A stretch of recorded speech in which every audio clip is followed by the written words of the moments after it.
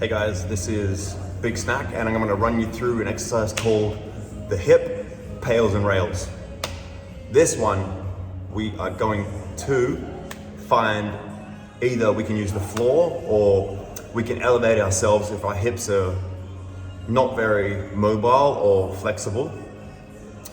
We're gonna start with our hands on the ground. We're gonna bend our leg up and onto the surface, whether it be elevated on a bench or a table, whatever you have, a box.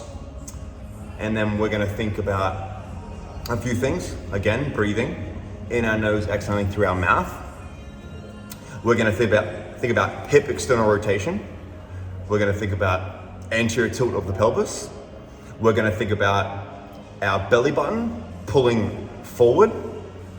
And we're also gonna think about our back leg internally rotating to help sink more into the opposing hip. Now, so we're gonna start with popping onto the bench or something elevated to start. One leg up in a 90-degree angle, okay? Making sure that our knee isn't pulling too far forward, keep it at 90 degrees.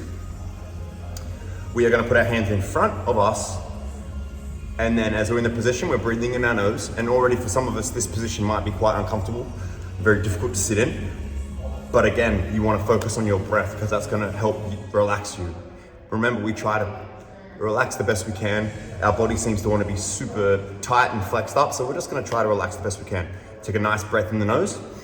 You're gonna feel the air push into your hips, into your belly region.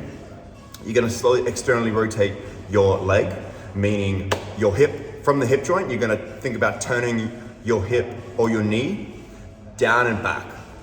And as you do that, you're breathing in nice and calmly, nice and deeply into the nose, you're exhaling through the mouth. Now, you'll notice you'll manage this a lot more than what you would if you weren't breathing and holding your breath.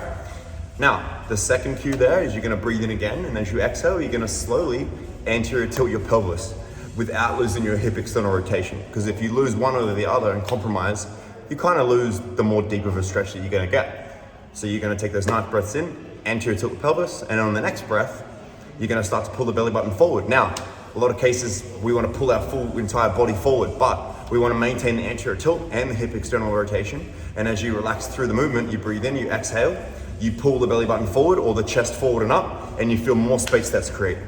And what this is doing, this is actually lengthening your hip flexor muscles. Your psoas, iliacus, iliopsoas, combine the two. Also creating space in the hip joint and strengthening your hips and flexibility.